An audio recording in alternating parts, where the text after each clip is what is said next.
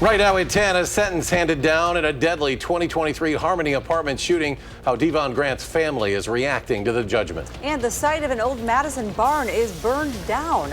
We'll explain how it's helping firefighters get better at their jobs. And it's the season for giving, but also for scams. How you can make sure you're not being ripped off this holiday season. Hey, we killed everybody in the building area. They should have known. Come on, man. Please don't do that. Don't embarrass my family like that. Don't do that.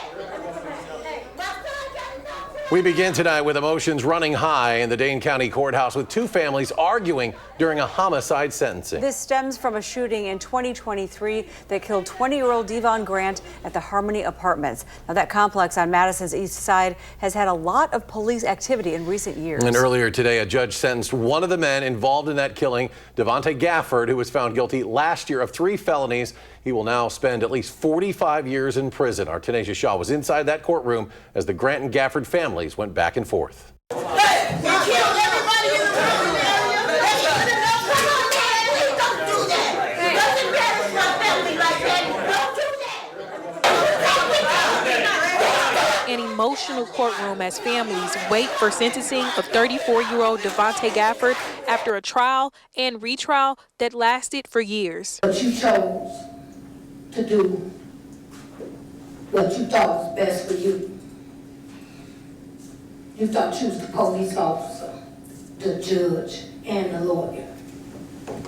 You took matters in your own hands. We wouldn't be sitting here if the boy in this game, when they held him up at gunpoint with some of his kids, okay? We wouldn't be sitting here.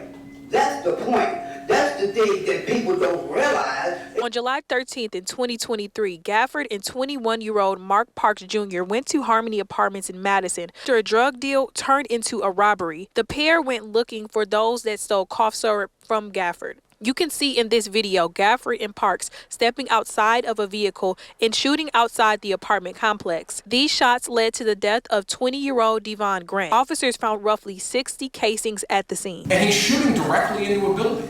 I think you can remember watching the video in court with us a couple dozen times. But the bullets are constantly hitting the side of this apartment building. It's an apartment building in which no one who can pay market rent for the most part here in Madison is eager to move into. On Wednesday, Judge Mario White sentenced Gafford to at least 45 years behind bars. I'm not an evil person or just a monster that basically I've been portrayed out to be. Grant's mother told me that she is happy that Gafford will spend most of his life behind bars. What's your reaction to the sentencing that just came down? 79 to life. I'm grateful, very grateful. Wish they had the death penalty, but hey, he gonna die now anyway, so I'm grateful. That's our Tanisha Shaw reporting. Now, the trial for the other suspect in the case, Mark Parks Jr., has yet to be finalized. Turning to the weather now, it was cloudy and dreary out today. A little sprinkle tonight, too. Alex, how long will this last? There was just a little bit of mist. I talked to my mom. She says, it's snowing. I said, no, it's a little bit too warm. It's just a bit of mist out there. The cloudy conditions are going to last through Thursday. And then the sun will come out, just not tomorrow, come out by the time we get to Friday. The weekend's looking sunnier as well across southern Wisconsin. Currently, let's plan that night together. Here we go, upper 30s to right around 40. That average low for this time of year is 27. So this is actually a pretty mild night overall for November standards. Just got the clouds out there, but the clouds are helping to hold the temperatures up as we get a south wind on Thursday out ahead of a weather system, and it's a weak one. Temperatures will get up to 52 in Madison, 50 in Lone Rock, 49 in Baraboo, 48 up towards Camp Douglas, and then 50 near the Wisconsin-Illinois border. So a mild day on Thursday, again, is on tap. And of course, we've got the state football championships going on. We got Darlington locally playing at 1 p.m. tomorrow. Temperatures are going to be in the 50s on Thursday. Those clouds will still be out there, and that tiny, tiny chance of that shower or that sprinkle. And it's very likely going to happen somewhere in that 4 to 7 p.m. time frame. But with the game playing here at 1 o'clock at 51 degrees, winds out of the southwest at 10 miles per hour overall. A really nice day for November standards.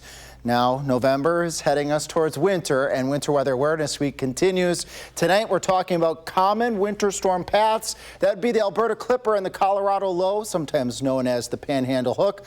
When I come back, I'll let you know more about those winter storm paths, and we're going to talk about when our weather may turn a bit more on the winter side. All right, thank you, Alex. Speaking of weather, the Evers administration is appealing the federal government's denial of disaster relief for flooding. The storms in August caused more than $27.5 million in damage across 6 counties. The federal government denied 2 requests for aid, saying they are not warranted. State officials say the damage total is more than double Wisconsin's threshold for FEMA public assistance. A former Beloit teacher accused of sexually assaulting a student was in court today. Andre DeCoke is charged with sexual assault of a student by school staff and child enticement. The judge set his bond at $500,000. DeCoke also cannot have any contact with the victims or their families. The Rock County Sheriff's Office believes there may be more witnesses or victims.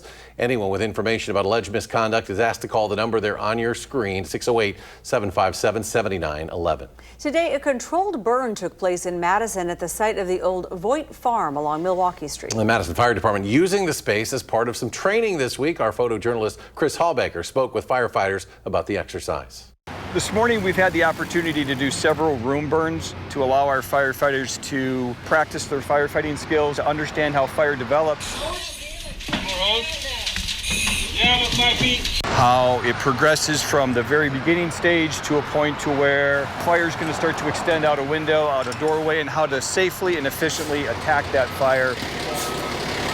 During the preparation phase of this, we have to make sure that all the furniture, carpet, padding, whatever other belongings might still be in here, so that we are able to, again, do this as efficiently and as safely as we can. We can go inside a fire with our hose line, our equipment, and if we apply water improperly, we have the ability to get hurt. Should someone be inside that structure, as we're trying to do a combination of a search and rescue, fire attack, and if we employ the wrong tactic for fire suppression, we have the ability to really hurt and harm those other people. So I think that learning that fire behavior, that proper fire extinguishment is one of the main driving points that we're trying to accomplish here today. We have a very young department. Some of our older members, they can also mentor the younger members. To get these practice burns in, but to get them in as safely as we can. To practice our skills, utilize the technology that we're very fortunate to have for each member of the department. Again, that was Chris Hallbaker, our photojournalist. In other news, today, the Wisconsin State Assembly cast its last votes of 2025. Now, not included in that process was a bill that would have partly legalized online sports betting, but it was removed from a vote on the assembly floor. The legislation gives tribal casinos the ability to own and operate sports betting online if it's run from their physical location. The bill's author says it had the votes to pass, but that there is, quote, no rush. I had a conversation with a couple members over the weekend that brought up some points that I hadn't considered yet, so we're going to work through those, and I expect that we'll be voting on it early next year. The legislation had also faced questions over whether the change in gambling laws should be a constitutional amendment rather than a bill. The bill's author argues there is no constitutional issue with this legislation. 'Tis the season to be aware of scammers. AARP's new holiday shopping and scams report finds 89% of U.S. adults have experienced at least one scam. More than half of adults say they received a fake shipping notice this year, and nearly 4 in 10 were targeted through social media ads. I guide people to use retailers that you've already had experience with, that you know and trust, that you have a login for, from the website or an app, versus allowing a link to seem like it's going to go to that company when it could very well be fake. Now, there are also a few things to keep in mind before you donate this holiday season. The IRS recommends avoiding charities that ask for donations by gift card or wire transfer. Scammers may also use names that sound like well-known charities to confuse people. Ahead at 10, Alex with the details and when we'll get some more sunshine. Sounds good. And President Trump signed the bill to release the Epstein files. This as a new investigation into Epstein's connections is spearheaded by the Justice Department. That's next.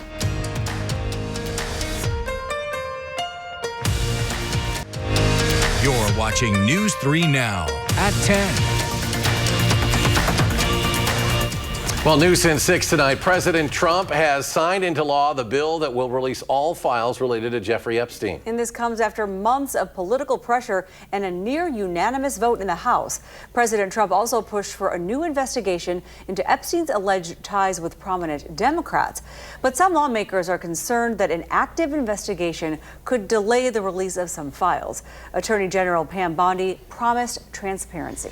Now to the forecast. A busy weekend ahead. Badgers play, Packers play. State football starts tomorrow at Camp Randall. Alex, will we see the sun for any of this? By the time we get to Friday, but we got to get through Thursday with the cloudy skies continuing.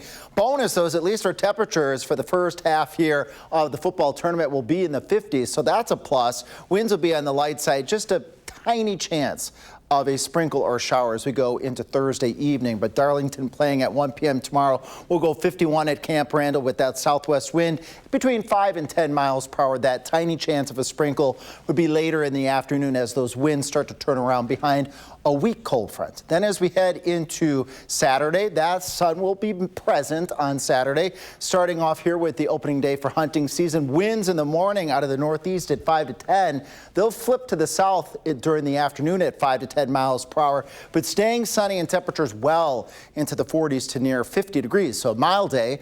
Then we got the Badger football game as we go into Saturday evening. Temperatures slipping into the upper 30s towards the end of the game. Should stay dry and just dress warm with plenty of red.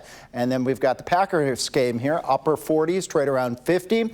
Again, comfortable for this time of year. Enjoy the game. We have beautiful weather through and through. The only thing, the clouds, they're staying pretty pesky. We've had a little bit of mist out there. We're not expecting fog tonight, but maybe a little bit of mist yet tonight. Upper 30s to right around 40, maybe as warm as still 42, hanging on for areas down towards the Wisconsin-Illinois border. Then our Thursday temperatures, once again, upper 40s to right around 50 degrees. Normal highs for this time of year in the lower 40s, so we're warmer than normal. So a bonus, but again, we have the clouds, but the bonus is we have temperatures that are certainly warmer than normal. Again, a nice weekend ahead here for our activities with the Badger game, Packers game. Then our weather system coming in later Monday going into Tuesday brings us a chance of rain showers. Big changes by the time we get out towards Thanksgiving, some flurries and much colder temperatures as we head out to the latter part of November, taking us into the very beginning of December. Widening things out, if you have travel across the rest of the state of Wisconsin, again, winds will turn to the south on Saturday. We'll have partly cloudy skies, mild temperatures. Winds will then turn in from the west as we go into the beginning of Sunday across the state. No big measurable precipitation, not looking at any big weather systems here. And then the winds will eventually turn back more towards the north and northeast as we head into the afternoon on Sunday, as I know that we have travel across the entire state and hunting across the entire state as well. Winter Weather Awareness Week, where are we? We are on Wednesday. Common winter storm paths. We've all probably heard about the Alberta Clippers. They start up in Alberta and they clip their way across the upper Midwest very quickly. And when they move just in that right path, just south of Wisconsin, we can get 1 to 3 inches of that fluffy variety of snow. Sometimes we get 3 to 6 if it's cold enough. Then the Panhandle Hook, sometimes known as the Colorado Low, that forms in the Rockies and then moves down into the panhandles of Texas and Oklahoma, pulls in cold air from the Rocky Mountains and then pulls in that warm, humid air to the east coming up out of the Gulf. That then produces on the backside what we call a deformation zone, a band of heavy snow, strong winds. If it tracks just through the southern suburbs of Chicago, that is that favorable track for southern Wisconsin to get that heavy snow. In the past couple of years, we haven't been able to get the jet stream and the cold air and the warm air to phase, meaning to get together, until it gets just a little east of the area more over towards the eastern Great Lakes, and that's why we've been missing out on some of these bigger winter storms over the past couple of years. If we do happen to get one of those panhandle hook type systems, sometimes they last 12 and as long as 36 hours. That's all part of Winter Weather Awareness Week, and as part of that Winter Weather Awareness Week, we want to revisit the First Warn Weather Team's Winter Ready special that aired on October 15th. We heard a little bit about the latest on southern Wisconsin research from a renowned professor. That would be Professor John Martin at UW-Madison's Atmospheric and Oceanic Sciences Department. Well, and his research may have you shivering just a touch less. And it's just enough change that in certain locations like us, fairly sensitive to those changes, we're seeing less snow and less frequent visitations by really bitterly cold air. And with 100 years of observations, Weather with the Wise, that would be Grandma Harrington. Good to see you on the screen here, Grandma. She has her take on Wisconsin's blizzards. Let's hear what she has to say. Hey there, folks. Just talking to the wisest of the wise about weather, and you have a lot to say about winter storms. People now at your age, Alex, have no idea what a blizzard really is. We had blizzards where you couldn't even travel on the roads. You'd have to go to town on a horse and sleigh. And then in the spring, caterpillars would come and blow out the roads, and they'd be as high as a telephone post. The drifts would be on the highway and the roads. That's the way blizzards were way back then. I miss you so much, Grandma, but it's so nice to have you alive again to share with the rest of the entire world. Weather with the Wise. Follow her on Facebook. We have a lot of funny and lively stories of Grandma. A lot of it has to do with weather. Some of it's a bit on the vulgar side, which we can't put on air, but we can certainly leave it on Facebook. And the entire Winter Ready special is on channel3000.com. And speaking of special, it's time to announce the third winner of the First Warn Winter Weather Shovel. Congratulations, Tony Muniz, I believe. Is that how? I hope I got your last name pronounced correctly. That's from Janesville. Stunning photo there. Thank you so much, Tony. And tomorrow you're going to get to meet another friend of mine, Loki, live at 4. We're going to be joined with his rescue service, ARVS, out of Sun Prairie. We'll also get an update on his allergies. He's had quite the take with that, and we're going to hear from his vet, Dr. Megan, why these snowless winters may be leading to extended allergy seasons for some of our pets. You're going to get to meet Loki over at the couch over there. Hopefully we can have him sit still for a few minutes. And a lot of pet owners, we talked about this earlier, are dealing with it. Yep. Myself included. Tomorrow, Dr. Megan's going to give her theory as to why these extended allergy seasons are being prolonged. Could have a winter connection. Great to hear from Grandma Harrington always as well. That generation, they always walked uphill both ways. Yep. Snow was always taller. We know. School is never canceled. Great to hear from Alex. Thank you. Oh, and the Vikings come to Lambeau Field Sunday. Their young quarterback, J.J. McCarthy, he's battled injuries and also a lot of inconsistency this season for Minnesota. But the Green and Gold are not underestimating their rival's quarterback. News 3 Now senior Packers writer Jason Wilde explains. If you're a Packers fan, you probably remember the first half of Jordan Love's first season as the Packers starting quarterback. Lots of inconsistency, lots of interceptions. Perhaps you remember that when you watch the Minnesota Vikings so far this season and their young quarterback, J.J. McCarthy, who missed all of his rookie season with a knee injury and has shown all kinds of inconsistency so far this year when he's been healthy enough to play. Matt LaFleur warns, though, that the Packers cannot take an inconsistent young quarterback lightly because of the weapons that surround him. I see a guy he's got all the arm talent in the world. I just see a young quarterback. He's extremely athletic. They do a great job with him. I think Kevin is as good as anybody at putting his quarterbacks in position to be successful. He's obviously got some weapons around him. When you're talking about guys like Jefferson, Addison, Hawkinson, Naylor does a great job. Both their backs do a heck of a job. You guys know how I feel about Aaron Jones, but Jordan Mason as well. So he's got plenty of talent around him. I just think he's a young developing quarterback, and I think it's a matter of time for him. I just hope the time's not this week. The Packers defense had 5 interception opportunities against the Giants last Sunday. They only converted 1 of them, dropping the other 4. They can't have that happen against J.J. McCarthy if he does throw some their direction. We'll have that story and everything else Packers on our website, channel3000.com. And while you're there, make sure you sign up for the Packers newsletter, which delivers our coverage directly to your inbox every single day. In Green Bay at Lambeau Field, Jason Wilde, Channel3000.com. Thank you, Jason. And the Packers face off against the Vikings on Sunday. Kickoff set for noon at Lambeau. Well, their postseason's a little ways away yet, but other teams around here are getting ready for the postseason now. Yeah, it's just about that time for Wisconsin volleyball. A top 11 face-off at the Fieldhouse tonight. The Badgers look to take the steam out of the Boilermakers. Next on News 3 Now.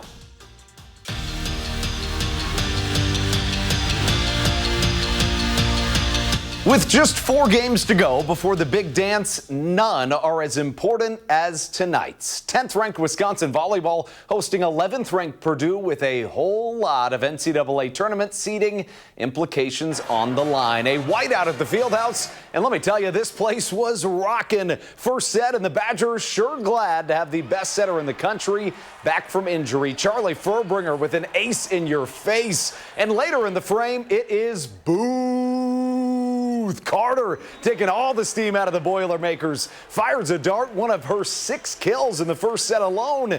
And in the end, it was the newcomer, Grace Egan, one of the best athletes this program has ever seen, showing it off and sending it back. The Badgers take the first set and never looked back, winning it in sweeping fashion, even if you can't see it there on the scoreboard. 3 sets to none.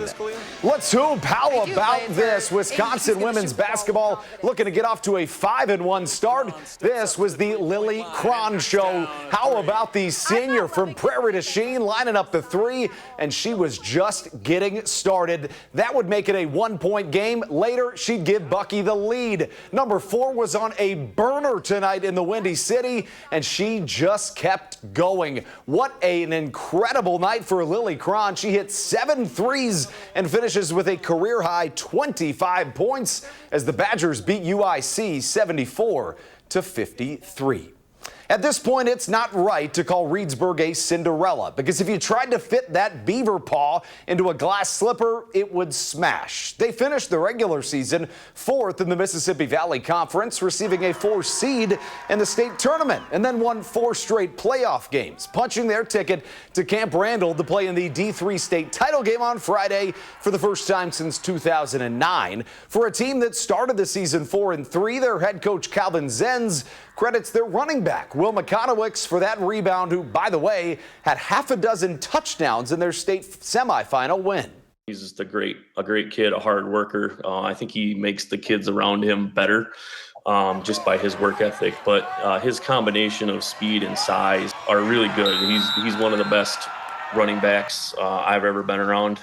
He's come a really long ways. Like, it's kind of silly to look at it now and be like, he wasn't our starting running back, going into week 4. And we'll see what the weather's going to look like, not just for tomorrow's state championship games, but for Fridays, too, when we come back to News 3 Now. Let's look at the forecast. Yep, and beautiful weather going to stick around here for the next couple days, at least through the early part of next week. Temperature-wise, the sun will eventually come back out. I think folks are wondering about that. By the time we get to Friday, the sun will be out this weekend, and then the rug gets pulled out from underneath us by Thanksgiving and after. It's going to turn cold. We'll eat inside. Yeah. Thanks, Alex. And thanks for watching News 3 Now at 10. The Late Show's next. Our next newscast tomorrow morning, 4:30. You can always find us streaming 24/7 at Channel 3000+.